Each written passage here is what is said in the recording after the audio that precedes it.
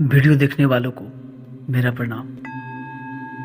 जब गौतम बुद्ध ने कहा मेरे मरने के बाद मुझे गुरु मानकर मत चलना, तो आनंद की आंखें नम हो गई।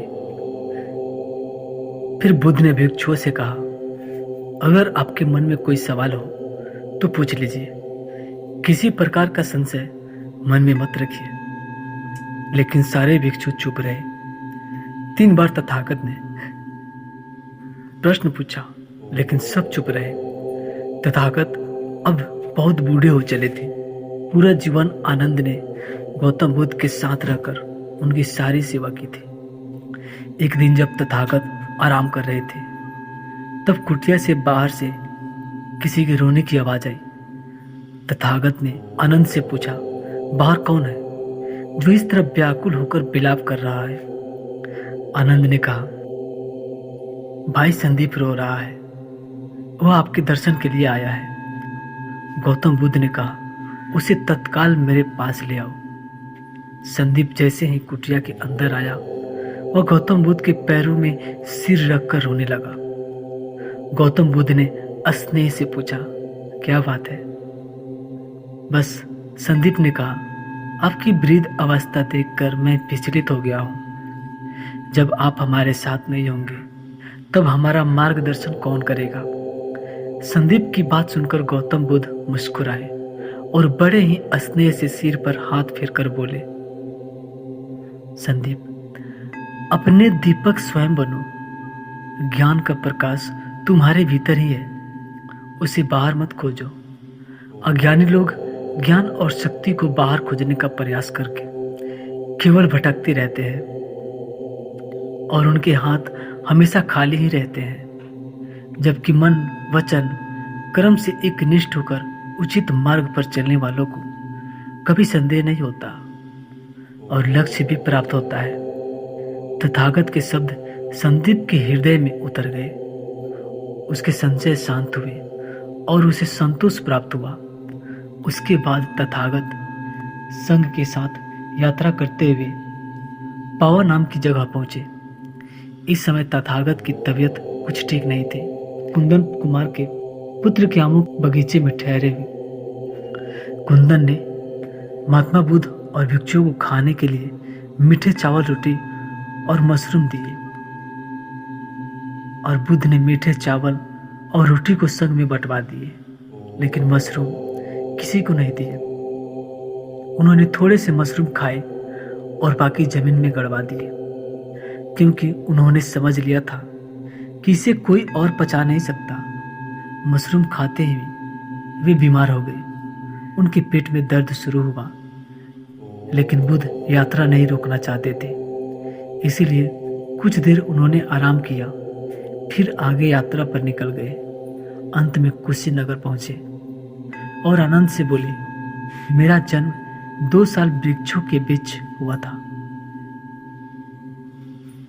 इसीलिए अंत भी 2 साल वृक्षों के बीच ही होगा। अब मेरा अंतिम समय आ गया है। इतना सुनते ही आनंद रोने लगे। आनंद को रोता देख गौतम बुद्ध ने कहा, निर्माण अनिवार्य है और स्वाभाविक है। कुंदन के लिए संदेश है।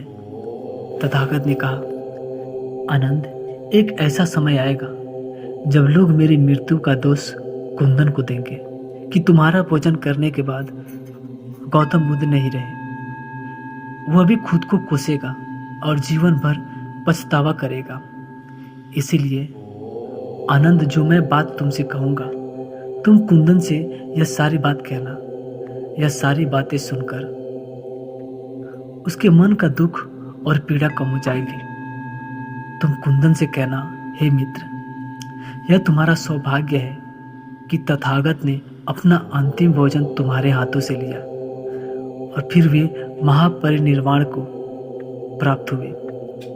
क्योंकि 2 तरह की भिक्षा है जिनका सर्वोच्च कोटि का फल मिलता है। एक वह जिसे ग्रहण करने के बाद तथागत ने निर्वाण प्राप्त किया था, और दूसरा जिसे करने के बाद तथागत ने महापरिनिर्वाण का प्राप्त किया। इसीलिए कुंदन, यह विलाप करने का कारण नहीं है, बल्कि इस कर्म से तुम्हारा जीवन लंबा, स्वास्थ्य और सुंदर होगा और तुम्हारा अगला जन्म भी बहुत अच्छा होगा। आनंद, जब तुम कुंदन से यह कहोगे तो उसके मन का कुछ बोझ हल्का हो जाएगा। आखिरी संदेश। इसके बाद तथागत ने भिक्षुओं को संबोधित करते हुए कहा, कोई संदेह हो तो मुझसे प्रश्न करिए ताकि बाद में पछतावा ना रहे कि तथागत सामने थे और हम उनसे कुछ पूछ भी न सके। भिक्षु शांत रहे। तथागत ने फिर 2 बार और यही प्रश्न पूछा, फिर भी भिक्षु शांत रहे। जब गौतम बुद्ध ने उनसे कहा कि हो सकता है कि गुरु के प्रति सम्मान प्रकट करते हुए आप अंतिम समय में कोई प्रश्न नहीं कर रहे, ठीक है, आप ऐसा मानिए कि एक मित्र है दूसरे मित्र से बात कर रहा है, ऐसा मानकर मुझसे प्रश्न कीजिए। भिक्षु फिर भी चुप रहे। आनंद ने तथागत से कहा, बनते, मुझे पूर्ण विश्वास है कि यहाँ एक भी ऐसा भिक्षु नहीं है जिसे बुद्ध मार्ग या अभ्यास को लेकर कोई संदेह या उलझन हो। तथागत ने कहा, प्रिय आनंद, तुम तो विश्वास से कह रहे हो, लेकिन मैं तो जानता हूँ कि यहाँ उपस्थित सभी 500 भिक्षु सुयोग्य हैं और सभी मुक्ति पाने वाले हैं। इसके बाद भगवान ने आखिरी उपदेश दिया। तथागत ने कहा, मैं आप लोगों को केवल रास्ता दिखा सकता था, मैं अब आप लोगों को प्रेरित करता हूँ। बढ़ो, आगे बढ़ो। जितनी भी चीजें आप में पकड़ रखी है यह सब जाने वाली है, सब नश्वर है। मन पर पूर्ण विजय पाने के लिए पूर्ण निष्ठा और ईमानदारी से उद्यम करो। दोस्तों, इन वाक्यों से महत्वपूर्ण लेसन बहुत छुपे हुए हैं। सबसे पहले नश्वरता। तथागत कहते हैं कि दुनिया में हर चीज, हमारा शरीर, अनुभव, ज्ञान, पैसा, प्रसिद्धि, हार जीत, यह सब कुछ नश्वर है, यह सब मिटने वाले हैं। हम केवल पसंद या नापसंद के चलते ही, यानी अहंकार के चलते इन चीजों को पकड़े रहते हैं। इसीलिए डर, चिंता और मन के विचारों में फंस जाते हैं। इसी को दुख कहते हैं। इस दुख से मुक्त होने के लिए हमें सबसे पहले नश्वरता को स्वीकारना होगा कि कोई भी अनुभव, कोई भी ज्ञान या शरीर कुछ भी दिखने वाला नहीं है। सब कुछ प्रकट होता है और नष्ट भी होता है। सब कुछ जन्म लेता है और फिर मिट जाता है। हर विचार केवल आ रहा है और जा रहा है। इसके बाद सचेत होकर हमें इस पल में रहना है। तथागत के संदेश का दूसरा लेसन है माइंडफुल। यानी कि गौतम बुद्ध कहते हैं कि अपनी साधना और प्रयास पर पूर्ण भरोसा रखो, यानी जीवन के हर पहलू में, हर स्थिति में सचेत रहना। विचारों, इच्छाओं, वासनाओं, सुख दुख सबको बिना विचलित हुए देखो। ऐसा करने से हम प्रेजेंट मोमेंट में, यानी कि इस पल में रहते हैं और सभी प्रकार के संशय और दुख से दूर हो जाते हैं।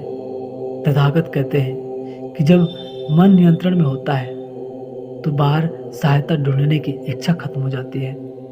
इसीलिए वही सफल होगा जो अपने अभ्यास से सच को जानेगा। शक्ति और शांति का सोर्स आपके अंदर ही है। इसीलिए दोस्तों, यह बात जानो कि सारी शक्ति आपके एक निष्ठ अभ्यास में छुपी है। इसीलिए अपनी सहायता खुद करो।